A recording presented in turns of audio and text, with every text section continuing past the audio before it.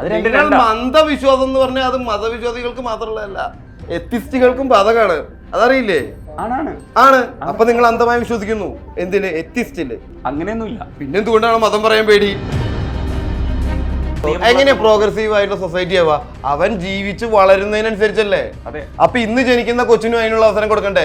ഇന്ന് ജനിക്കുന്ന കൊച്ചിനും ആ പ്രോഗ്രസീവ് ആയിട്ട് നീങ്ങാനുള്ള അവസരം കൊടുക്കണ്ടേ? രാഹുൽ ദ്രാവിഡ് ഇട്ടിരുന്ന വിൽസിന്റെ പരസ്യം ആണോ? വിൽസിന്റെ ആയിരുന്നോ വേൾഡ് കപ്പ്?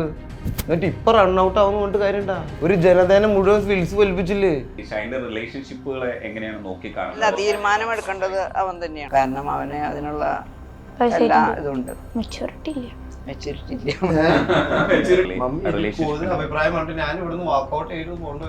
ഒറ്റയ്ക്ക് ഒരാളാണെന്ന് വെച്ചാൽ കുഴപ്പമില്ല. ഞാൻ ചോദിക്കട്ടെ, എന്റെ ആദ്യത്തെ ഫാമിലി സെറ്റപ്പിൽ നടന്ന കല്യാണം ഡിവോഴ്സ് ആയില്ലേ? ക്രിസ്മസ് പ്രോഗ്രാമാണ്. നമുക്ക് തിരിച്ച് സമാധാനത്തിലേക്ക് വരാം. അത് ഇതിഹാസയ്ക്ക് ശേഷം ഉണ്ടായ പ്രശ്നം തന്നെയാണ് ഏറ്റവും വല്ലാത്ത ദുഃഖം. മരണം വരെ ഓർമ്മിക്കാൻ തീർച്ചയായിട്ടും. അതുപോലെ റിലീസ് ചെയ്യപ്പെട്ടതും അതൊരു ഭാഗ്യം തന്നെയാണ്. 6 മാസമെങ്കിലും കിടക്കേണ്ടി വരുന്നതാണ് ഞങ്ങളോട് പറഞ്ഞത്. എല്ലാ ദിവസവും ഞങ്ങൾ സബ് ജയിലിലേക്ക് പോകാറുണ്ട്. പക്ഷെ നിങ്ങൾ ഏത് മതത്തിലാണ് ജനിച്ചത്? അല്ല, അത് തിരയേണ്ട കാര്യമില്ല. അപ്പൊ പിന്നെ എന്റെ അടുത്ത് ചോദിക്കുന്ന ചോദ്യങ്ങൾക്കൊക്കെ ഞാൻ അങ്ങനെ പറഞ്ഞല്ലോ. നിങ്ങൾ ഏത് മതത്തിലാണ് ജനിച്ചത്? അത് അടിസ്ഥാനമില്ല. അടിസ്ഥാനം ഇല്ല എന്ന് പറഞ്ഞാൽ ഞാൻ ഇവിടെ നിന്ന് ഒരു ഉത്തരം പറയില്ല ഇനി. അതുകൊണ്ട് ഞാനും ഇനി ഒരു പരിപാടി മതം പറഞ്ഞിട്ട് പോയിരുന്നേറ്റാ മതി. നിങ്ങൾ ഏത് മതത്തിലാണ് ജനിച്ചതെന്ന് പറഞ്ഞത്? ഏത് മതത്തിലാണ് ജനിച്ചത്? എനിക്ക് മതം ഇല്ല. എനിക്ക് ഒരു ചോദ്യത്തിന് ഉത്തരം പറയാൻ താല്പര്യമില്ല.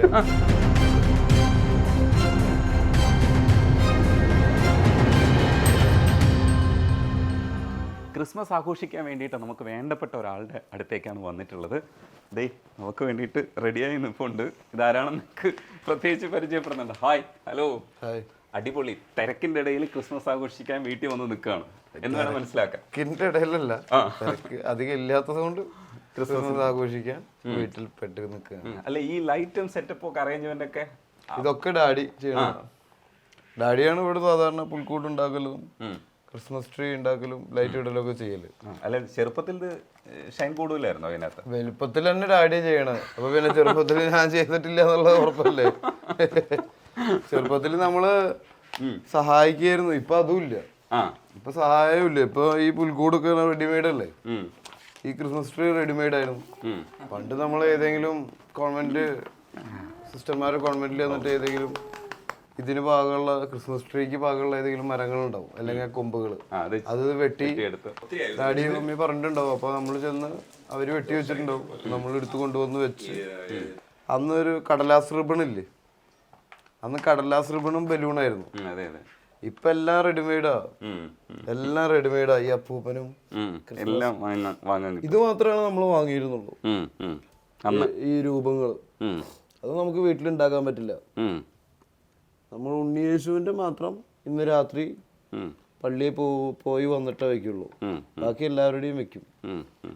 ഇതിപ്പോ അന്ന് ചെറുപ്പത്തിൽ ചെയ്തിരുന്നപ്പോ ഒരു ഹാപ്പിനെസ്, ഇപ്പൊ ഇത് കാണുമ്പോൾ അത് അന്നത്തെയാണോ ഓർക്കുക, പക്ഷെ ഇത് കാണുമ്പോൾ ഹാപ്പിനെസ് ആയിരിക്കും. എന്താണ് ഇപ്പൊ ഇത് കാണുമ്പോൾ തോന്നുക? നമ്മളെപ്പോഴും പറയില്ലേ പണ്ടത്തെ ക്രിസ്മസ് ആണ് നല്ലത്, പണ്ടത്തെ ഓണം നല്ലതെന്ന്. നമ്മുടെ ചെറുപ്പത്തിന്റെ ഒരു അത് നമ്മൾ ജനിച്ചു വരുന്ന സമയത്തും നമ്മുടെ അച്ഛനമ്മമാര് പറയും പണ്ടത്തെ ക്രിസ്മസ് നല്ലത്, പണ്ടത്തെ ഓണം നല്ലത്. പക്ഷെ നമ്മുടെ പണ്ടത്തെ അല്ലേ നല്ലത്?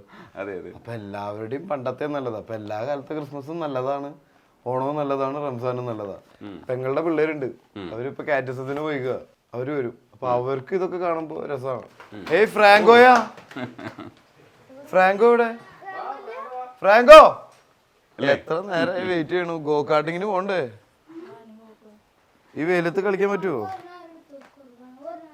ഇവർ രണ്ടാളും ഇവിടെ തന്നെയാണോ പഠിക്കുന്നത്? ഇവര് 3 പേരും ഇവിടെ തന്നെയാണ് പഠിക്കുന്നത്. ഇവര് ദുബായിലെ പഠിച്ചിരുന്നത്. ഈ ഒരു വർഷം നാട്ടിൽ പഠിക്കാന്ന് ചോദിച്ചു, മലയാളമൊക്കെ പഠിക്കാൻ വേണ്ടിട്ട്. പേരെന്താ? John Paul. പേര് ഡൊമിനിക്. മൈക്കിൾ ജാക്സനെ എന്റെ പപ്പയ്ക്ക് ഭയങ്കര ഇഷ്ടമാണ്. അടിപൊളി. പക്ഷെ ചെറുപ്പത്തിൽ ഞാനും കൊച്ചായിരിക്കുന്ന സമയത്ത് മൈക്കിൾ ജാക്സന്റെ പാട്ട് വെച്ചു കൊടുത്തു കഴിഞ്ഞാൽ നമുക്കറിയും. ഇപ്പൊ പിന്നെ ഞാൻ ട്രാൻസ് ആക്കി. ട്രാൻസ് വെച്ചോ ഭയങ്കര കരച്ചില. അപ്പൊ മനസ്സിലായി ട്രാൻസ് ഒരു പ്രായം കഴിഞ്ഞാൽ മാത്രമേ കേൾക്കാൻ പറ്റുള്ളൂ.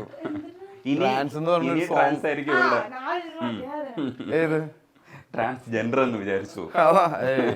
ഫ്രാൻസ് എന്നാണോ വിചാരിച്ചത്? ഫ്രഞ്ച് കിസ് അല്ലേ ഉദ്ദേശിച്ചത് നീ? അയ്യോ ഈ ചേട്ടനല്ലടാ. അപ്പൊ നിങ്ങൾക്ക് അഭിനയിക്കാൻ അറിയോ? അഭിനയിക്കാൻ അറിയോ? ഒന്ന് അഭിനയിച്ച് കാണിച്ചേ, കരച്ചിൽ അഭിനയിച്ച്.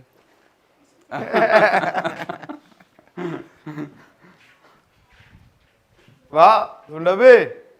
അപ്പോ ഹാപ്പി ക്രിസ്മസ്. താങ്ക് യു പറയൂ. ഹാപ്പി ക്രിസ്മസ് പറഞ്ഞ ആദ്യം ഹാപ്പി ക്രിസ്മസ് പറയാ, എന്നിട്ട് താങ്ക് യു പറയാ. ഹാപ്പി ക്രിസ്മസ് പറഞ്ഞ ആദ്യം, എന്നിട്ട് താങ്ക് യു പറഞ്ഞു. അല്ല ആദ്യം താങ്ക് യു പറയാം, എന്നിട്ട് ഹാപ്പി ക്രിസ്മസ്. ആദ്യം താങ്ക് യു പറഞ്ഞു, എന്നിട്ട് ഹാപ്പി ക്രിസ്മസ് പറ. അല്ല വേണ്ട, ആദ്യം ഹാപ്പി ക്രിസ്മസും താങ്ക് യു ഒരുമിച്ച് പറ. ഇതെന്ത് അനുസരണയാണ് തിരിച്ചു പറയേണ്ടത്? ഇതൊക്കെ എന്നെ കണ്ടല്ലേ പഠിക്കണത്, പിന്നെ എങ്ങനെയാ അനുസരണ ഇല്ലാതിരിക്കല്ലേ മമ്മി? അല്ലേ ഡാഡി? അത് ഡാഡി മമ്മി അല്ലേ പറയണ്ടത്. ഇനി ഞാൻ മിഠായി തരുമ്പോ കഴിച്ചാൽ മതി. ഇവരൊക്കെ ഭയങ്കരമായിട്ട് അനുസരിക്കുന്നുണ്ടല്ലോ മാമനെ. അതായത് ഞാൻ അനുസരിക്കുന്നില്ല ആണല്ലേ? എന്നെ പോലെ തന്നെ അല്ലേ? ഇതാ കഴിക്കും, മിഠായി കഴിക്കും, എടുക്കും. ഒരു മിഠായി എടുക്കണം. എനിക്ക് മാത്രം ഒറ്റ മിഠായി ഉള്ള കിട്ടി കേട്ടാ. ഇത് മാത്രം ഒറ്റ മിഠായി ഉള്ളു, ബാക്കിയില്ല. ഇത് ശരിക്കും കുടുംബ വീടല്ലേ? ഒത്തിരി ആയോ ഇത് വെച്ചിട്ട്? 10 വർഷമായിട്ടേ ഉള്ളൂ അല്ലേ? ആ, തൃശ്ശൂർ സർക്കിളിൽ തന്നെയായിരുന്നു അപ്പൊ നേരത്തെ താമസിച്ചിരുന്നത്? ഓ ഓ ഓ ഓ ഓ അങ്ങനെയാണ്. നമുക്ക് ഇരുന്നാലൊന്ന്. ഷൈൻ ടോം ചാക്കോയും കുടുംബമാണ് നമുക്കൊപ്പം ഉള്ളത്. അച്ഛനുണ്ട്, അമ്മയുണ്ട്, പിന്നെ ഈ കുഞ്ഞുങ്ങളൊന്ന് പരിചയപ്പെടുത്തുവോ? സഹോദരിയുടെ മക്കളാണ്. സുമിയുടെ പേര്? ഇത് മൂത്ത ആള് മൈക്കിൾ, ഡൊമിനിക്, ജോൺ പോൾ. അടിപൊളി. ജോൺ പോൾ മാർപ്പാപ്പയുടെ ദിവസമാണ് ജനിച്ചത് അല്ലേ? ഇവർക്കൊക്കെ യൂട്യൂബ് ചാനൽ ഉണ്ട് അല്ലേ? 3 പേരും കൂടി ഒരു ചാനൽ. ആ, എന്താ കണ്ടന്റ് അതിനകത്ത്? ഈ കുട്ടിക്കാലത്തെ കാര്യങ്ങൾ ചെയ്യുന്നതൊക്കെ. ആ, എന്തൊക്കെയാ അതിനകത്ത്? ഈ വെറുതെ തല്ലൂടെ, പിന്നെ വേറെന്തൊക്കെ പിന്നെ ആൾക്കാരെ പിടിക്കുക ഇടിക്കുക. അതന്നെ. ഈ മാമനെയൊക്കെ പിടിച്ച് യൂട്യൂബിനകത്ത് ഇടാത്തത്? ഏത് മാമൻ? ഡാഡിനെയാണോ ഉദ്ദേശിക്കുന്നത്? ഞാനിവരുടെ ചേട്ടനാ, എന്നെ ചേട്ടാന്ന് വിളിക്കുക. ഓ അങ്ങനെ അങ്ങനെ അങ്ങനെ. ആ, എന്താ വിളിക്കുക? ഷൈൻ ചേട്ടൻ. ഷൈൻ ചേട്ടൻ. എന്നെ കണ്ട പ്രായം തോന്നണ്ടേ? ഇവരുടെ ഒരു ചേട്ടനെ പോലെ ഇവർക്ക് തോന്നുള്ളൂ അല്ലേ? ഫ്രാങ്കോനെ വിളിക്കണ പോലെ ഇവർ രണ്ടുപേരും. ഇവര് തമ്മിൽ ചേട്ടനൊന്നും വിളിക്കില്ല, ഇല്ല, പേരെ വിളിക്കുള്ളൂ. പേരെ വിളിക്കുള്ളൂ. അതല്ലേ ഷൈൻ ചേട്ടാന്ന് വിളിക്കണേ? അത് മേമനെ കൊണ്ട് പഠിച്ചതാ. ഞാൻ ചെറുപ്പത്തിലായിരുന്നപ്പോ മേമ ഷൈൻ ചേട്ടാന്ന് വിളിച്ചത്. ഓ, അതായത് എനിക്ക് 2 അനിയത്തിമാരുണ്ട്. രണ്ടാമത്തെ അനിയത്തിയുടെ കാര്യം പറയണം. രണ്ടാമത്തെ അനിയത്തി അവിടെ നിന്നിട്ടാണ് ജോലി ചെയ്തിരുന്നത്. ഇവരവിടെ ദുബായിൽ. ഇവര് ദുബായിലായിരുന്നു. അപ്പൊ ഈ ഒരു വർഷമായിട്ടാണ് അവരിപ്പോ നാട്ടിൽ നിന്ന് പഠിക്കണം. ഇവർക്ക് അവരപ്പയ്ക്കും അമ്മയ്ക്കും ഇവര് നാട്ടിലൊരു സ്കൂളിൽ നിന്ന് പഠിക്കണം എന്നുള്ള വലിയൊരു ആഗ്രഹം. നാട്ടിലെ സ്കൂളാണല്ലോ ഏറ്റവും നല്ലത്. ഇപ്പൊ യുവജനോത്സവങ്ങളാണെങ്കിലും കായികോത്സവങ്ങളാണെങ്കിലും പഠനമാണെങ്കിലും എല്ലാവരും നമ്മുടെ കേരള സിലബസിലാണല്ലോ കൂടുതല്. അപ്പോ നാട്ടിലേക്ക് ഒരു വർഷം പിന്നെ മലയാളം പഠിക്കണം. മലയാളം പഠിച്ചോന്ന് ഇവരോട് ചോദിച്ചാൽ പക്ഷെ അത്ര ഇഷ്ടപ്പെട്ടിട്ടില്ല അല്ലേ? ഇഷ്ടൊക്കെ ഉണ്ട്, പഠിക്കാൻ പറ്റുന്നില്ലെന്ന് മാത്രം. മലയാളം മലയാളം എന്താ എന്റെ ഒന്നും മനസ്സിലാവണില്ലല്ലോ. എന്താണെന്ന് മനസ്സിലാവണില്ലേ? വായിച്ചോ. ഇതെന്താണ്? എന്നിട്ട് ഇതെന്താണത്? ഏത്? ഇതെന്താ? ആ, പഠിച്ചു കഴിഞ്ഞല്ലോ. അപ്പൊ ഇനി തിരിച്ച് ദുബായിലേക്ക്. ഇതെന്താ?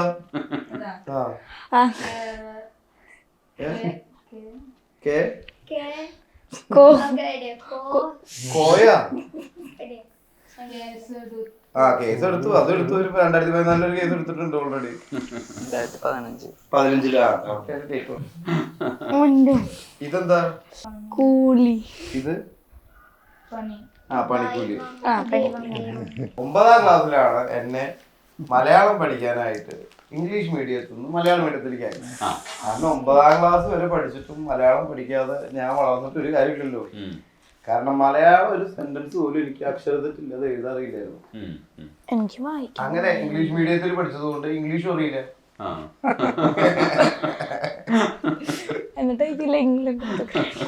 പക്ഷെ ഇംഗ്ലീഷിൽ എനിക്ക് 49 മാർക്ക് കിട്ടി 50-ല്. 1 മാർക്ക് എനിക്ക് പോയുള്ളൂ അന്ന് ആ വിഷയത്തിന്, ആ പരീക്ഷയ്ക്ക്. ശരിക്കും ഇല്ലേ? ചോദിച്ചു നോക്കിയേ. മമ്മി ഇംഗ്ലീഷ് ടീച്ചറാണ്, എന്തിനാന്ന് പറയണ? ഇംഗ്ലീഷ് കുഴപ്പമുണ്ടായിരുന്നില്ല അവന്. അത് പക്ഷേ എന്താ ഇപ്പൊ ഒരു സിനിമയിലേക്ക് മാർക്ക് വന്നതിന് ശേഷം പോയതെന്ന് എനിക്ക് എല്ലാം ആലോചിച്ചിട്ട് പോയി. ഒരു പിടുത്തമില്ല. സിനിമയിലേക്ക് വന്നതിന് ശേഷം മലയാളം പോയി ഇംഗ്ലീഷും പോയി ഇപ്പൊ ഒരുതരം മംഗ്ലീഷ് ഭാഷയിലാണ് അല്ലേ? പക്ഷെ ഇപ്പൊ തെലുങ്കിലൊക്കെ പോയിട്ട് സ്റ്റാർ ആണ്. ഇപ്പൊ തെലുങ്കിലൊക്കെ അക്സെപ്റ്റൻസ് കിട്ടി തുടങ്ങി. ഇപ്പൊ 2 പടമായെന്നാണ് ഞാൻ മനസ്സിലാക്കുന്നത്. 3 പടം. 2 പടം ദേവരി, കഴിഞ്ഞ് മൂന്നാമത്തെ അല്ല, ദസറയും ദസറ രംഗബലി. രംഗബലി 2 പടം റിലീസായി. മൂന്നാമത്തെ പടം വരാൻ പോകുന്നു. നാലാമത്തെ പടത്തിന്റെ ഷൂട്ട് നടന്നുകൊണ്ടിരിക്കും. തമിഴിൽ ജിഗർദണ്ഡയിലും വന്നു. അമ്മ ഈ പടങ്ങളൊക്കെ കാണാറുണ്ട്. ജിഗർദണ്ഡ കണ്ടിട്ടുണ്ടോ? ജിഗർദണ്ഡ കണ്ടു. എങ്ങനെയുണ്ടായിരുന്നു? ഇഷ്ടമായി? നല്ല സിനിമയാണ്. ലോറൻസ് ഭയങ്കര പുരി സിനിമ. നന്നായിട്ടുണ്ടായിരുന്നു. ഭയങ്കര സ്പീഡല്ലേ ഈ പടം? സ്പീഡ് എന്ന് പറഞ്ഞാൽ നമുക്ക് നല്ല രസത്തിൽ കണ്ടിരിക്കാൻ പറ്റും. നല്ല ഇഷ്ടമുണ്ടായിരുന്നു. ഷൈൻ്റെ ഇഷ്ടമുള്ള പടങ്ങൾ ഏതൊക്കെയാ മലയാളത്തില്?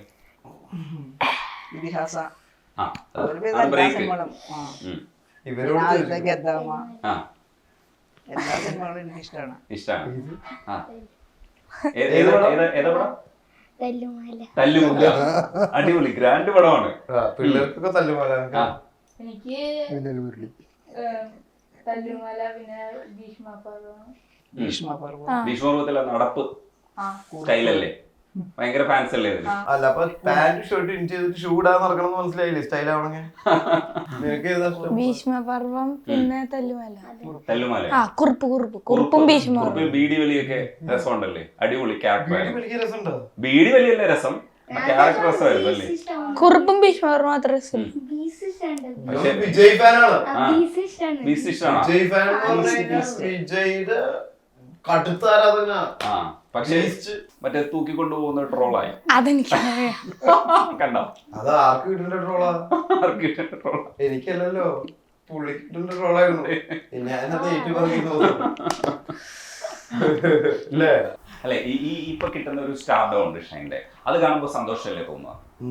ഈ മുൾക്കിരീടം കുറച്ച് സന്തോഷമുണ്ട്, കുറച്ച് സന്തോഷമുണ്ട്, ആ, അത്ര തന്നെ ദുഃഖമുണ്ട്. എന്ത് കാര്യത്തില് ദുഃഖമുള്ളത്? ദുഃഖമുള്ളതെന്ന് പറഞ്ഞ് നിങ്ങളെ കുറിച്ച് ആലോചിക്കുമ്പോ ഈ ഇല്ലാ കഥകൾ പറഞ്ഞിട്ടുണ്ടാക്കുക.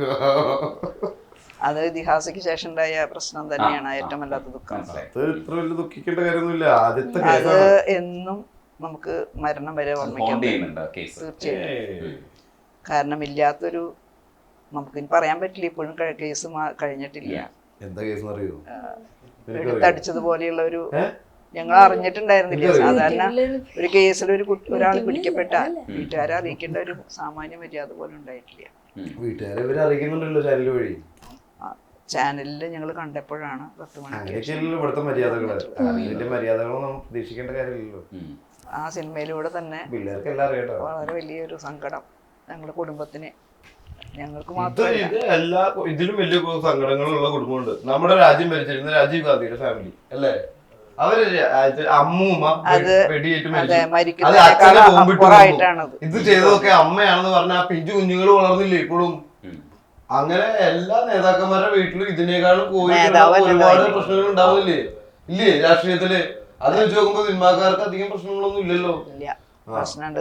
നേരിയൊരു പ്രശ്നം കാര്യം വരുമ്പോഴേക്കും അത് ലോകം മുഴുവൻ അറിയും. അത് രാഷ്ട്രീയക്കാരുടെ കാര്യം ആലോചിച്ച് നോക്കിയപ്പോ, സിനിമക്കാരായതുകൊണ്ട് രാഷ്ട്രീയക്കാരുടെ കാര്യം ആലോചിച്ച് നോക്കിയേ. അതെ അതെ ഉണ്ടാവും. ഇല്ലേ? എല്ലാ ദിവസവും അവര് ഓരോ ആരോപണങ്ങൾക്ക് വിധേയല്ലേ? ഒരു ജോലിക്കാരന്റെ അല്ലെങ്കിൽ ഒരു കച്ചവടക്കാരുടെ ഫാമിലിയാണ് ഞങ്ങളുടെ. ഞങ്ങൾക്ക് ഈ വക കാര്യങ്ങളൊന്നും അത്ര പരിചയമില്ല. പരിചയം. എന്റെ ഡാഡിയുടെ ചേട്ടൻ വെടിയേറ്റിട്ടാണ് മരിച്ചത്. അത് പരിചയമില്ല എന്ന് പറയണതല്ലോ, അത് രാഷ്ട്രീയക്കാരൻ, അതുപോലെ കച്ചവടക്കാരൻ അല്ലെങ്കിൽ ജോലിക്കാരൻ. 91 ചാവക്കാട് ഒരു പച്ചക്കറി കടക്കാരൻ വെടിയേറ്റ് മരിച്ചത്. എന്നിട്ട് നമ്മുടെ ഉമാദത്തൻ വന്നിട്ടാണ് ആ കേസ് വെടിയേറ്റ് മരിച്ചതെന്ന് പറഞ്ഞത് തെളിയിക്കുന്നത്. അതിനു മുന്നേ അറ്റാക്ക് ആയിട്ടാണ് നമ്മള് മനസ്സിലാക്കിയത്, സംസ്കാരം നടത്തിയത്. പിന്നെ ഡാഡിയും മമ്മിയും പിന്നാലെ നടന്ന്, ഡാഡിയൊക്കെ പിന്നാലെ നടന്നിട്ടാണ് ആ കേസ് CBI അല്ല ക്രൈംബ്രാഞ്ചിലേക്ക് എത്തിക്കുകയും ക്രൈംബ്രാഞ്ച് ഉമാദത്തൻ 2ാമത്തെ പ്രാവശ്യം അല്ലെ പോസ്റ്റ്മോർട്ടം ചെയ്യിപ്പിച്ചിട്ടാണ് അതിൻ്റെ ഒന്ന് ബുള്ളറ്റ് ഒക്കെ കണ്ടുപിടിക്കുന്നത്. ചെറിയ നൈസ് ബുള്ളറ്റ് ആയിരുന്നു. അതൊക്കെ ഞാൻ ചെറുപ്പം മുതൽ സിനിമാ കഥ പോലെ കേൾക്കുന്ന കാരണം എനിക്ക് ഈ പറയുന്ന കേസൊന്നും അത്ര വലിയ കേസൊന്നും കേട്ടോ. അപ്പൊ അത് മരണപ്പെട്ടു കഴിഞ്ഞു. ഇതല്ല, രണ്ട് വ്യത്യാസമുള്ള 2 കേസുകളാണ്. സ്വന്തം മകന് കിട്ടുമ്പോ, സ്വന്തം മകന് കിട്ടുകയാണെങ്കിൽ വേറെ ആൾക്ക് കിട്ടുകയാണെങ്കിൽ ഇപ്പോഴും അതിന്റെ കേസ് അവസാനിച്ചിട്ടില്ല. കരിയർ ഏകദേശം മുന്നോട്ട് പോയി. അത് ദൈവത്തിന്റെ അനുഗ്രഹമാണ്. അതുപോലെ റിലീസ് ചെയ്യപ്പെട്ടതും അതൊരു ഭാഗ്യം തന്നെയാണ്. 6 മാസമെങ്കിലും കിടക്കേണ്ടി വരുന്നതാണ് ഞങ്ങളോട് പറഞ്ഞത്. 2 മാസം എന്നോട് പറഞ്ഞു നാളെ ഇറക്കാത്തതുകൊണ്ടാണ്. അങ്ങനെ എല്ലാ ദിവസവും ഞങ്ങൾ വരും. എല്ലാ ദിവസവും ഞങ്ങൾ സബ് ജയിലിലേക്ക് പോകാറുണ്ട്. ഞാനും ഡാഡിയും പോകാറുണ്ട്. 6 മാസം അങ്ങനെ 6 മാസം കഴിഞ്ഞിട്ട് ഇറക്കുള്ളൂ എന്ന് പറഞ്ഞിട്ട് ഞങ്ങളുടെ പ്രാർത്ഥന തന്നെയാണ്, ദൈവം തന്നെയാണ്. ഞങ്ങളോട് വക്കീൽ പറഞ്ഞിരുന്നതാണ്, കൊന്നിട്ട് വന്നാലും നിങ്ങൾക്ക് ചിലപ്പോൾ കിട്ടും. പക്ഷെ ഇങ്ങനെയുള്ള ഒരു കേസിന് ജാമ്യം കിട്ടാൻ എളുപ്പമല്ല. എന്നിട്ട് പിന്നെ പറഞ്ഞു ജാമ്യം കിട്ടാൻ പ്രയാസമുണ്ട്, പക്ഷെ അത് കഴിഞ്ഞ കേസ് ഉണ്ടാവില്ല, കാരണം വേറെ പ്രശ്നങ്ങളൊന്നും ഷൈനില്ലല്ലോ. പക്ഷെ ഇപ്പോഴും കേസ് കഴിഞ്ഞിട്ട്. പക്ഷെ അതിനെ പോസിറ്റീവായിട്ട് കണ്ടോ? അകത്ത് ഉള്ള സമയത്ത് വായനയൊക്കെ തുടങ്ങി, പുതിയ അനുഭവങ്ങൾ. ഒരു പുസ്തകം വായിച്ചു, പൗലോ കോയ്ലോയുടെ ദ ഫിഫ്ത്ത് മൗണ്ടൻ. അപ്പൊ അങ്ങനെയൊക്കെ തുടങ്ങില്ലേ? അതൊരു നല്ലതും കൂടെ അല്ലേ? എന്നാ പിന്നെ എല്ലാവരും അല്ല, ഞാൻ കണ്ടതല്ല അത്, ഷൈൻ തന്നെ അത് കണ്ടത്. അല്ല, നല്ലതാണെങ്കിൽ നല്ലതാവണമെങ്കിൽ അവസരം പറഞ്ഞു. അല്ല, നല്ലതാവാൻ വേണ്ടിട്ട് ആരും അങ്ങനെ പോകേണ്ട ഒരു കാര്യമില്ല. നമ്മളവിടെ ചെന്നിട്ട് ഞാൻ ഒരു വായന, ഒരു പുസ്തകം ഒരാളെ പ്രതീക്ഷയിലേക്ക് നയിക്കും. ആ പ്രതീക്ഷ വെച്ചിട്ട് അവന് ജീവിതത്തിൽ മുന്നേറാൻ ഒരു അവസരം ഒരു പുസ്തകത്തിന്. അതായത് ജീവിതത്തിൽ ഒരു പ്രതീക്ഷയും ഇല്ലാതെ അവൻ അവിടെ തീരുമെന്ന് വിചാരിക്കുന്ന ഒരു പോയിന്റിൽ നമുക്ക് കിട്ടുന്ന ഒരു പുസ്തകം, ആ പുസ്തകത്താളുകളായിരിക്കും നമ്മളെ നാളേക്ക് ജീവനോടെ ഇരിക്കാൻ വേണ്ടി പ്രതീക്ഷ നൽകി മുന്നോട്ട് നയിക്കുന്നത്. കാരണം എനിക്ക് നാളെ രാവിലെ ആകുമ്പോൾ ഇനി ഇവിടെ ലൈറ്റ് ഇടുള്ളൂ സെല്ലില്, അപ്പോഴാ എഴുന്നേറ്റിരുന്ന് വായിക്കാൻ പറ്റുള്ളൂ. അപ്പൊ നാളേക്ക് വേണ്ടി ഞാൻ എന്തിനു ജീവിച്ചിരിക്കണം? കാരണം 3-4 ബെയില് കഴിഞ്ഞപ്പോൾ തന്നെ മനസ്സിലായി ഇതിപ്പോ കിട്ടാൻ പോണില്ല. ചുറ്റുമുള്ളവരും മെയിനായിട്ട് ഉദ്യോഗസ്ഥരൊക്കെ തന്നെ പറയും, ഇതെന്തായാലും ഈ ഒരു സൂര്യോദയം ഒന്നും കാണാൻ പറ്റില്ല പുറത്ത്, ഇതോടുകൂടി തീരുന്നു. കാരണം ഞാൻ വിചാരിച്ചു ഞാൻ ഈ ലോകത്തിന് ഇല്ലാതെയൊക്കെ വന്നവനാണെന്ന്. അമ്മാരി കഥകളാണല്ലോ പുറത്ത് വരുന്നത്. ഏത് കേസ് എന്താണെന്ന് അറിയാലോ, ഒരാളെ കൊല്ലാതെ ആരും ഉപദ്രവിക്കാതെ അതിൻ്റെ ഉള്ളിൽ പെട്ടുപോയത്. അപ്പൊ ഞാനും അങ്ങനെ വിചാരിച്ചു ഇനി ഒരു സൂര്യാസ്തമയം എനിക്ക് പുറത്തുനിന്ന് കാണാൻ പറ്റില്ല എന്ന്. ഞാൻ അത് കഴിഞ്ഞ് വന്നിട്ട് ഒരു 3 സൂര്യാസ്തമയം പോയി അടുപ്പിച്ചിരുന്ന് കണ്ടു. അപ്പോ പ്രതീക്ഷകൾ നഷ്ടപ്പെടുന്ന സമയത്ത് നമ്മുടെ മുന്നിൽ വരുന്ന ഒരു പുസ്തകത്താളുകളായിരിക്കും നമ്മളെ നാളേക്ക് ജീവിച്ചിരിക്കാൻ. അപ്പൊ ആ പുസ്തകത്തിന്റെ ആ മഹത്വം പറഞ്ഞതാണ്, എങ്ങനെയാണ് പുസ്തകം ഒരാളെ ഉപകരിക്കുന്ന ഒരാളുടെ ജീവിതത്തിൽ. ആ പുസ്തകം ഉപകരിക്കാനായിട്ടും ദൈവം തന്നെ സഹായിച്ചത്. ലോകമെമ്പാടുമുള്ള ആളുകൾ, എല്ലാവരും അല്ല പറയണത്, ഞങ്ങളെ അറിയുന്നവരും അറിയാത്തവരുമായിട്ടുള്ള ഒരുപാട് പേര് പ്രാർത്ഥിച്ചിട്ടുണ്ട്. ആ പ്രാർത്ഥിക്കുന്നത് പോലെ ക്രിമിനലാന്ന് പറയുന്ന ഒരു വ്യക്തിയാണ് എനിക്ക് ആ പുസ്തകം തരുന്നത്. അപ്പൊ ഈ ക്രിമിനൽ എന്ന് പറയുന്നത് സത്യസന്ധൻ എന്ന് പറയുന്നത് തമ്മിലുള്ള വ്യത്യാസങ്ങളുണ്ടല്ലോ. ഇപ്പൊ പറയുന്ന ഫിലോസഫിക്കലായിട്ടുള്ള ഫിലോസഫിക്കലാണല്ലോ ജീവിതം. ഞാൻ പറയട്ടെ, ഇത് എവിടെയും തൊടാതെ നിൽക്കുന്ന ഒരു ഗോളാണോ? ഇത് ഫിലോസഫിയാണോ? അല്ലല്ല, അത് ചില വാസ്തവങ്ങൾ ഇതിൻ്റെ ഉള്ളിലുണ്ട്. പക്ഷെ ഞാൻ ചോദിക്കാൻ വന്നത് ഈ തരത്തിലുള്ള വർത്തമാനത്തിൻ്റെ ഒരു ഇതുണ്ട്, പല രീതിയിൽ ഇത് വ്യാഖ്യാനിക്കപ്പെടും. ചിലരൊക്കെ ഇത് നന്നായിട്ട് അപ്രീഷിയേറ്റ് ചെയ്യുന്നുണ്ട്. ഷൈൻ പറയുന്നതിൽ കാര്യമുണ്ടെന്ന് നമ്മ കമൻസ് വായിക്കുമ്പോഴും മനസ്സിലാവുന്നുണ്ടല്ലോ. ഷൈൻ പറയുന്നതിൽ ചില കാര്യങ്ങളുണ്ട്, ഈ മാനറിസത്തിന് അപ്പുറത്തേക്ക് അതിനകത്തൊരു മാനം ഉണ്ടെന്നൊക്കെ പറഞ്ഞിട്ട് സംസാരിക്കും. അതൊക്കെ നമുക്ക് മനസ്സിലാവും. പക്ഷേ ഈ കമന്റ് എഴുതുന്നവര് ഈ കേസിന്റെ കാര്യം വെച്ചിട്ടാണ് എല്ലാം നെഗറ്റീവായിട്ട് എടുത്തിട്ടുണ്ട്.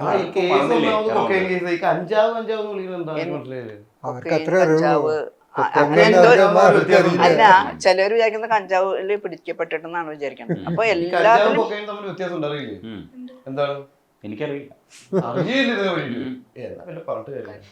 അപ്പൊ അതൊക്കെ എപ്പോഴും വരുന്ന നെഗറ്റീവ് കമന്റ്സ് നമുക്ക് ഭയങ്കര അധികം വിഷമം ഉണ്ടാകുന്ന.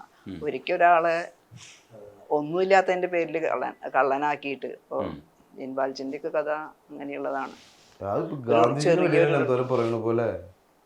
പക്ഷെ നമുക്കതൊക്കെ കേൾക്കുമ്പോ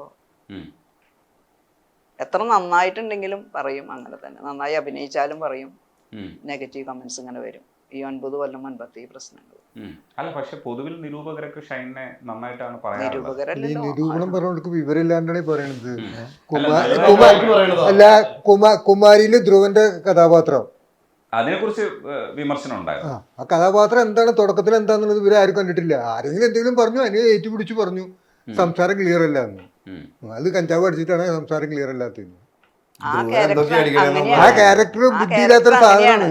ശരിക്കും അവൻ വരുന്നത് അവന്റെ ഭാര്യയിൽ കൂടിയാണ്. അവന് ആത്മവിശ്വാസം വരുന്നത്, ആത്മവിശ്വാസത്തിൽ പടം എന്താണെന്ന് മനസ്സിലാക്കാനുള്ള അഭിപ്രായം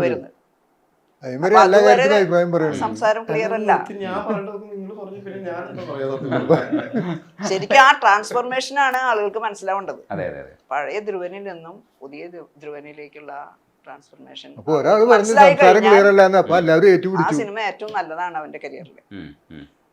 അല്ല ചിലതിൽ ഇപ്പൊ ഇന്റർവ്യൂലൊക്കെ ഒരുപാട് എക്സ്പോസ്ഡ് ആവുമ്പോൾ ഒരു പ്രോബ്ലം അതാണ് ഞാൻ ഈ ആ interview കണ്ടത്. അതിന്റെ കാര്യം, നിങ്ങളെ അരമണിക്കൂർ 3/4 മണിക്കൂർ കൂടുമ്പോൾ നിങ്ങൾ മാറും. ഇപ്പൊ ഇരുന്ന ഇരിപ്പിൽ 12 മണിക്കൂർ 14 മണിക്കൂറാണ് ഇരിക്കുന്നത് കസാലയിൽ. ആളുകൾ മാറി മാറി നിങ്ങൾ അരമണിക്കൂർ 3/4 മണിക്കൂർ കൂടുമ്പോൾ നിങ്ങൾ ക്യാമറ ആൾക്കാർ interview ഉള്ളൂ വേണ്ടോ? ഇത് ഇരുന്നിരുന്ന ആളെ ഉറങ്ങി പോവാണ് ഇന്റർവ്യൂ കൊടുത്തിട്ട്. അതൊന്നല്ല, അന്ന് കാല് അത് തല്ലുമാലയുടേത്. മിക്കവാറും എല്ലാത്തിനും ഡാഡി പോവാറുണ്ട്. നിങ്ങൾ ഇരിക്കുന്നവര് ക്യാമറ പിടിച്ച് അവര് പോവും. അവസാനം ഷൈൻ മാത്രം ബാക്കിയാവും അവസാനം.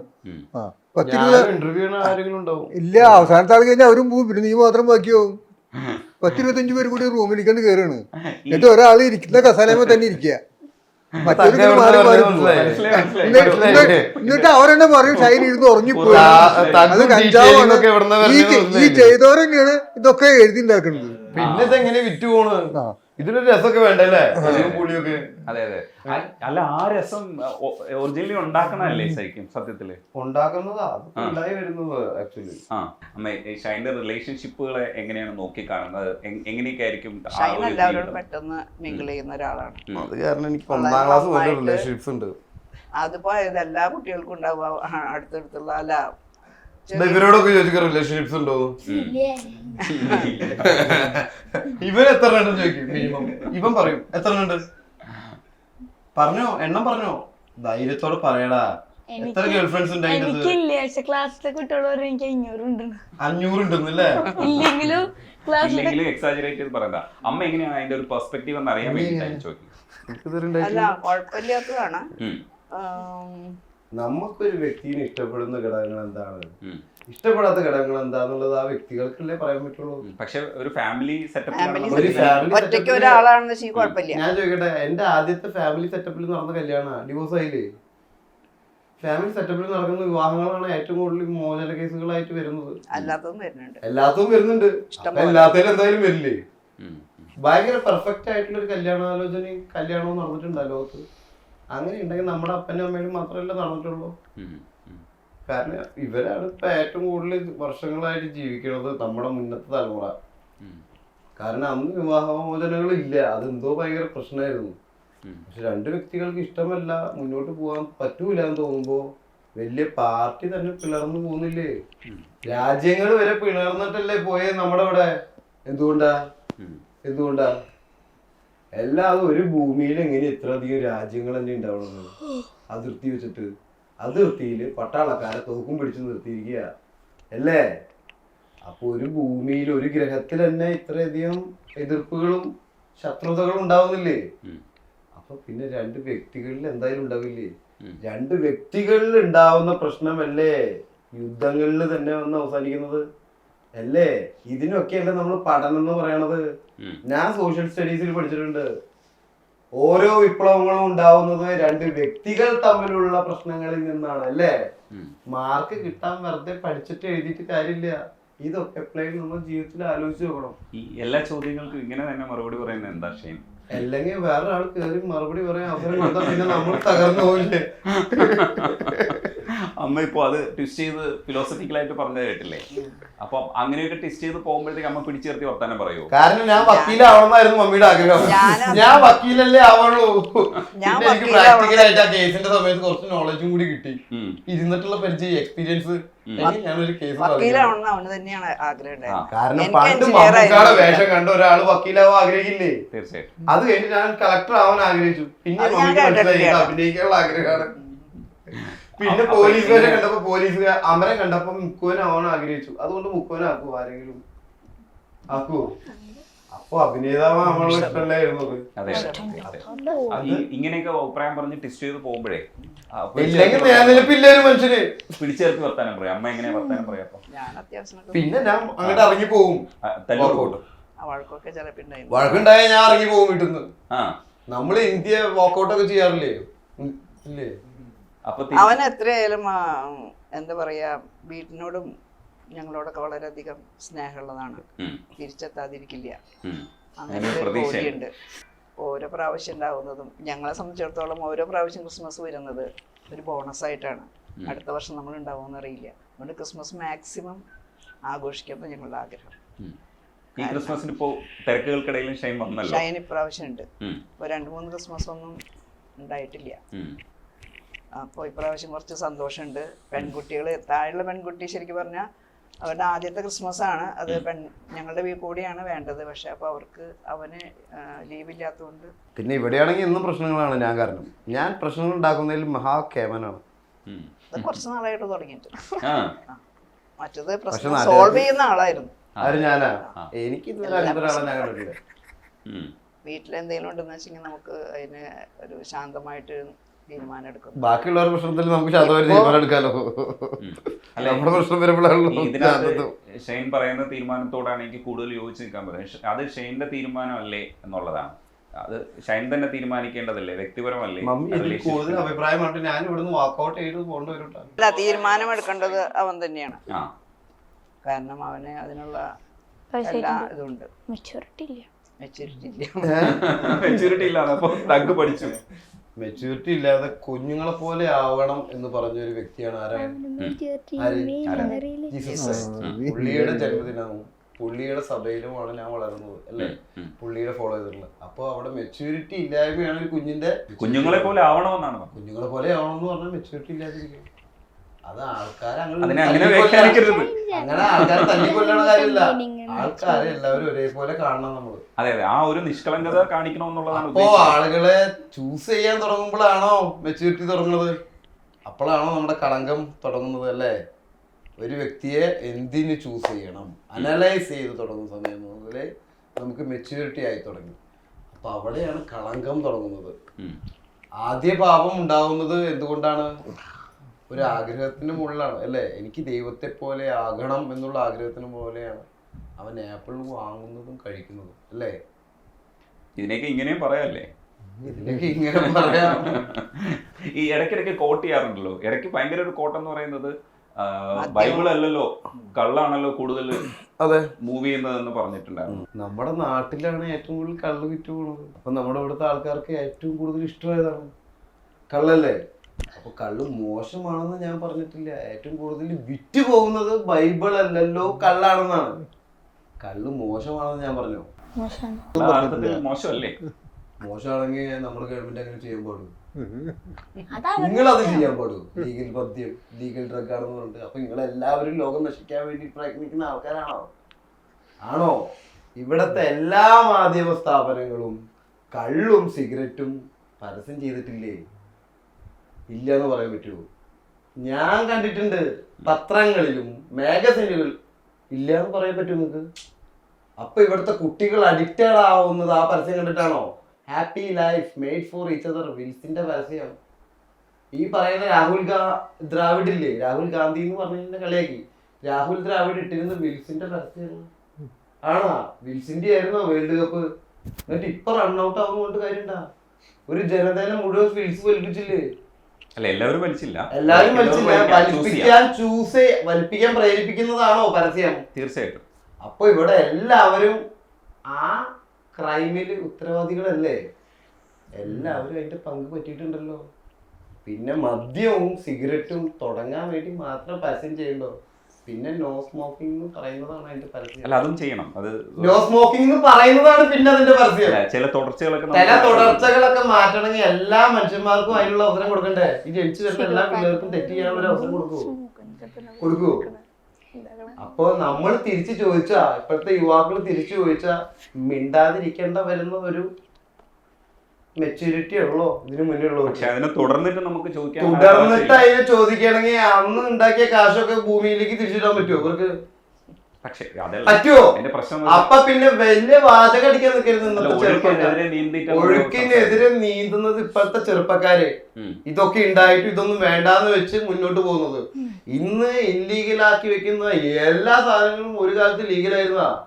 വേട്ടയാടി ഭക്ഷിക്കല്, വാറ്റടിക്കല്. പ്രോഗ്രസീവ് ആയിട്ടുള്ള സൊസൈറ്റി ആവുമ്പോ എങ്ങനെയാ പ്രോഗ്രസീവ് ആയിട്ടുള്ള സൊസൈറ്റി ആവാ? അവൻ ജീവിച്ച് വളരുന്നതിനനുസരിച്ചല്ലേ. അതെ. അപ്പൊ ഇന്ന് ജനിക്കുന്ന കൊച്ചിനും അതിനുള്ള അവസരം കൊടുക്കണ്ടേ? ഇന്ന് ജനിക്കുന്ന കൊച്ചിനും ആ പ്രോഗ്രസീവ് ആയിട്ട് നീങ്ങാനുള്ള അവസരം കൊടുക്കണ്ടേ? കാലക്രമമില്ല അവിടെ. നിയമങ്ങൾ പരിഷ്കരിക്കുന്നതുകൊണ്ട് പെട്ടെന്ന് ഒരാൾക്ക് അതില് ഇൻക്ലൂഡഡ് ആവാൻ പറ്റുമോ? അത് നമ്മൾ മനസ്സിലാക്കിയിട്ട് നമ്മൾ മനസ്സിലാക്കാൻ എത്ര വർഷം എടുത്തു? നമ്മൾ മനസ്സിലാക്കാൻ എത്ര വർഷം എടുത്തു? അപ്പൊ ജനിച്ചു വളരുന്ന ഒരു കൊച്ചിന് മനസ്സിലാക്കാനുള്ള അവസരം കൊടുക്കണ്ടേ? അവന് അവസരം കൊടുക്കണ്ടേ? വേണ്ടേ? വേണം. അത്രേ ഞാൻ പറഞ്ഞു. അല്ല, നല്ലതാണ്. ക്രിസ്മസ് പ്രോഗ്രാമാണ്. വാദം നടക്കണം. നമുക്ക് തിരിച്ച് സമാധാനത്തിലേക്ക് വരാം. അപ്പൊ നമ്മൾ സമാധാനത്തിന്റെ ക്രിസ്മസിലേക്ക് വന്നാല് ശരിക്കും ഈ ഷൈൻ്റെ ചെറുതിലെയുള്ള പുൽക്കൂട് നിർമ്മാണം അത്തരത്തിലുള്ള ആക്ടിവിറ്റീസ് ഒക്കെ ഒന്ന് പറയുമോ? ഞങ്ങൾ പൊന്നാനിയിലായിരുന്നതുകൊണ്ട് അവിടെ കുറച്ച് ക്രിസ്ത്യൻസ് ഉണ്ടാവുള്ളൂ. അത് പല ഭാഗങ്ങളിലായിട്ടാണ് അവർ സ്കാറ്റേഡ് ആയിട്ട് കിടക്കുകയാണ്. അപ്പോൾ പുൽക്കൂടിനേക്കാളും കൂടുതൽ ഒരു കരോളിന് പോകുന്ന ഒരു പരിപാടിയുണ്ട്. അപ്പൊ അതിനൊക്കെ നന്നായി പങ്കെടുക്കാറുണ്ട്. പാട്ട് പാടാനും കഴിവ് അറിയാലോ. പിന്നെ ഡാൻസ് കളിക്കാനുള്ള കഴിവ് അറിയാലോ. അത് വളരെ നന്നായിട്ട് അവരെ എൻജോയ് ചെയ്തിരുന്നതാണ്. പിന്നെ ഇവിടെ വന്നതിന് ശേഷം പിന്നെ അത് പിന്നെ അപ്പോഴേക്കും അവൻ പോവുകയും ചെയ്തിട്ടുണ്ട്. സിനിമയിലേക്ക് പോവുകയും ചെയ്തു. പിന്നെ ഭക്ഷണം എന്ന് പറഞ്ഞാൽ ചെറുപ്പം മുതൽക്കേ ഭക്ഷണം വളരെ കുറവേ കഴിക്കുള്ളൂ. ചില ഭക്ഷണങ്ങൾ മാത്രം കൂടുതൽ ഇഷ്ടം. ഇപ്പോഴും വീട്ടിൽ വന്നാൽ എന്താ കഴിക്കാം? വീട്ടിൽ വന്നിട്ടുണ്ടെന്ന് വെച്ചെങ്കിൽ എല്ലാം കഴിക്കും, കുറച്ച് കഴിക്കുള്ളൂ. നമ്മൾ നിർബന്ധിക്കണം. അതായത് ചോറും കറിയും മീനും ഒക്കെ ആണോ, അങ്ങനെയാണോ കഴിക്കുക? എല്ലാം കഴിക്കും. രാവിലെ ബ്രേക്ക്ഫാസ്റ്റ് എന്തെങ്കിലും അപ്പോ എന്തെങ്കിലും ഇഡ്ഡലി, ദോശ, ബ്രെഡ്, അങ്ങനെ എല്ലാത്തിനും അതിന് ചേരേണ്ടതായ കറികൾ ഉണ്ടാവണം നിർബന്ധമാണ്. പുട്ടിന് കടല വേണം എന്നുള്ളതാണ്. അല്ല, സാധാരണ പഴം കൊടുത്താൽ ശരിയാവില്ല. അത് ഉപ്പുമാവിനാണ് ചെറുപഴം. അതിന് ബഹളം ഉണ്ടാക്കോ? കഴിക്കില്ല മാത്രം. അപ്പൊ എല്ലാം നമ്മള് നിർബന്ധിച്ചിട്ട് പിന്നാലെ നടക്കാനായിട്ട് ഒരാളെപ്പോഴും. അങ്ങനെയാണ്. അത് ആദ്യത്തെ കുട്ടി ആയതുകൊണ്ടായിരുന്നു. മറ്റു 3 പേർക്ക് ഒരു പ്രശ്നമില്ല. അതെ, ഇപ്പോഴും ഷൈനിന് അങ്ങനെയാണ്.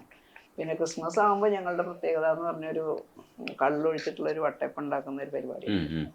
പിന്നെ ബീഫ് ഫ്രൈ ചെയ്തിട്ട് ഡീപ്പായിട്ട് ഫ്രൈ ചെയ്യുന്നതാണ്. ഡ്രൈ ഫ്രൈ പോലെ അത് അതാണ് മെയിൻ സാധനം. അത് ഉണ്ടാക്കുന്നില്ലേ? നേരത്തെ ഇവര് കൊടുക്കുന്നത് ഉരുണിലിടാൻ നേരത്തെ കിട്ടാനെങ്കിലും വരാറുണ്ട്. ഓ, അതിന് വേണ്ടിട്ട് ആ ടേസ്റ്റ്. കാരണം നോമ്പ് വിടണമല്ലോ. 25 ദിവസം നോമ്പുണ്ട്. നമ്മള് ക്രിസ്ത്യാനിയുടെ ഇടയിൽ പറയും മീൻ മാത്രം കഴിക്കുന്ന ഇറച്ചി കഴിക്കാത്ത നോമ്പ്. അല്ല, ഷൈൻ ഇപ്പോഴും ആ തരത്തിലുള്ള ഒരു സത്യക്രിസ്ത്യാനിയാണോ? വിശ്വാസം അങ്ങനെയാണോ? ക്രിസ്ത്യാനിയല്ല, അതറിയില്ലേ? അതെ അതെ. ക്രിസ്തു ഔസേപിതാവും മാതാവും ശിഷ്യന്മാരും ഒന്നും ക്രിസ്ത്യാനികളല്ല. ശരിക്കും യഹൂദന്മാരാണ് ഇവര്, അല്ലേ? അപ്പൊ എന്താ ക്രിസ്ത്യാനിയായിട്ട് ജനിക്കാതിരുന്നതെന്ന് ചോദിക്കൂ അവരോട്. ഏത് മതത്തിലാണ് ജനിക്കുന്നതിനല്ല കാര്യം, നമ്മള് ഭൂമിയിൽ ജനിക്കുന്നതിനാണ് കാര്യം. ക്രിസ്തു പോലും പറഞ്ഞത് ഭൂമിയിൽ മനുഷ്യനായി ജനിച്ചു, അതിലാണ് പ്രാധാന്യം. ഏതെങ്കിലും മതത്തിൽ അടിസ്ഥാനപ്പെട്ടിട്ടല്ലേ നമുക്ക് ജനിക്കാൻ പറ്റുള്ളൂ എന്തായാലും, അല്ലേ? ഒരു മതത്തിലും പെടാതെ ജനിക്കാൻ പറ്റില്ലല്ലോ. എത്തിസ്റ്റുകളുടെ മക്കൾ അങ്ങനെയൊക്കെ ജനിക്കാം. അങ്ങനെ എത്തിസ്റ്റുകളുടെ മക്കൾ എന്ന് പറയാൻ ആരെങ്കിലും കാണിച്ചു അങ്ങനെ ഒരു മതത്തിലും പെടാതെ ജനിക്കാൻ? അച്ഛനും അമ്മയും ഏതെങ്കിലും മതത്തിൽ പെട്ടതായിരിക്കില്ലേ? ഇല്ല, ഇപ്പൊ എന്റെ മോള് എന്തായാലും എത്തിസ്റ്റിന്റെ. പക്ഷെ നിങ്ങൾ ഏത് മതത്തിലാണ് ജനിച്ചത്? അല്ല, അത് തിരയേണ്ട കാര്യമില്ല, അത് കഴിഞ്ഞ. അപ്പൊ പിന്നെ എന്റെ അടുത്ത് ചോദിക്കേണ്ട ചോദ്യങ്ങൾക്കൊക്കെ ഞാൻ അങ്ങനെ പറഞ്ഞല്ലോ. പക്ഷെ ഞാൻ ചോദിക്കണത് നിങ്ങൾ ഏത് മതത്തിലാണ് വിശ്വാസം? ഇപ്പൊ നിങ്ങൾ ഏത് മതത്തിലാണ് ജനിച്ചത്? അല്ല, അത് ഇപ്പൊ അടിസ്ഥാനം ഇല്ല. അതിന്റെ അടിസ്ഥാനം ഇല്ല എന്ന് പറഞ്ഞാൽ ഞാൻ ഇവിടെ നിന്ന് ഒരു ഉത്തരം പറയില്ല. ഇനി ഏത് മതത്തിലാണ് ജനിച്ചു നിങ്ങള്? എനിക്ക് മതമില്ല. മതം ഇല്ല എന്ന് പറഞ്ഞിട്ട് കാര്യമല്ലോ, ജനിച്ചിണ്ടാവൂല്ലോ ഏതെങ്കിലും മതത്തില്. ഉണ്ടാവും. അച്ഛനമ്മ ഏത് മതത്തിലായിരുന്നു? അവരുടെ മതം ഇപ്പൊ ഞാൻ എസ്റ്റാബ്ലിഷ് ചെയ്യാൻ ആഗ്രഹിക്കാത്തതുകൊണ്ട് പറയാം. അതുകൊണ്ട് ഞാനും ഇനി ഒരു പരിപാടി മതം പറഞ്ഞിട്ട് പോയിരുന്നേറ്റാ മതി. നിങ്ങൾ ഏത് മതത്തിലാണ് ജനിച്ചതെന്ന് പറഞ്ഞിട്ട്. ഏത് മതത്തിലാണ് ജനിച്ചത്? എനിക്ക് മതം ഇല്ല. എനിക്ക് ഒരു ചോദ്യത്തിന് ഉത്തരം പറയാൻ താല്പര്യമില്ല. അത് കുഴപ്പമില്ല. അല്ല അത് നിങ്ങൾക്ക് പറയാൻ പറ്റുമോ? ഇല്ല ഇല്ല ഇല്ല. അതുകൊണ്ട് നിങ്ങൾക്ക് ഒരു മാനനഷ്ടം ഉണ്ടാകാൻ പോകുന്നില്ല. ഉണ്ടാവും. എന്താണ്? ഞാൻ അങ്ങനെ ജീവിക്കാൻ ആഗ്രഹിക്കാത്ത ഒരാളായതുകൊണ്ട്. അപ്പൊ പിന്നെ ഇങ്ങനെ അടുത്ത് ഒരു കാര്യം പറഞ്ഞിട്ട് കാര്യമില്ല, നമുക്ക് ഏതൊക്കെ പോവാം. എല്ലൊക്കെ പറഞ്ഞോ, ഏത് മതത്തിലാ ജനിച്ചതെന്ന് പറയാ. പറ. ഇല്ല, അത് നമുക്ക് സംവാദമാക്കണ്ട, അത് കട്ട് ചെയ്ത് വിടാം. അത് സമ്മതമാക്കണം, അതാണ് സമ്മതമാക്കേണ്ടത് നമ്മള്. ഇല്ല, അത് സംവദിക്കേണ്ട കാര്യമില്ല, നമ്മൾ പോസിറ്റീവായിട്ട് അവസാനിപ്പിക്കും. ഇത് പോസിറ്റീവായിട്ട് അവസാനിപ്പിക്കാനുള്ള മാർഗം തന്നെ പറയണേ, ഏത് മതത്തില് ജനിച്ചതെന്ന് പറഞ്ഞാൽ മതി. അതുകൊണ്ട് നിങ്ങൾ അതിൽ വിശ്വാസിയാണെന്ന് ഞാൻ ഒരിക്കലും പറയില്ല. കാരണം നിങ്ങൾ അന്ധമായിട്ടൊരു വിശ്വസിച്ചുകൊണ്ടിരിക്കുകയാണ് എത്തിസ്റ്റാന്ന്, അല്ലേ? അങ്ങനെയൊന്നുമില്ല. പിന്നെന്തുകൊണ്ടാണ് മതം പറയാൻ പേടി? അയ്യോ അതല്ല, അത് നിങ്ങൾ അന്ധവിശ്വാസം എന്ന് പറഞ്ഞാൽ അത് മതവിശ്വാസികൾക്ക് മാത്രമുള്ളതല്ല, എത്തിസ്റ്റുകൾക്കും ബാധകമാണ്. അതറിയില്ലേ? ആണാണ് ആണ്. അപ്പൊ നിങ്ങൾ അന്ധമായി വിശ്വസിക്കുന്നു എന്തില്? എത്തിസ്റ്റില്. അല്ലല്ല, എല്ലാം മതം പറയാ. നിങ്ങളുടെ അച്ഛനും അമ്മയും ഏത് മതത്തിലായിരുന്നു?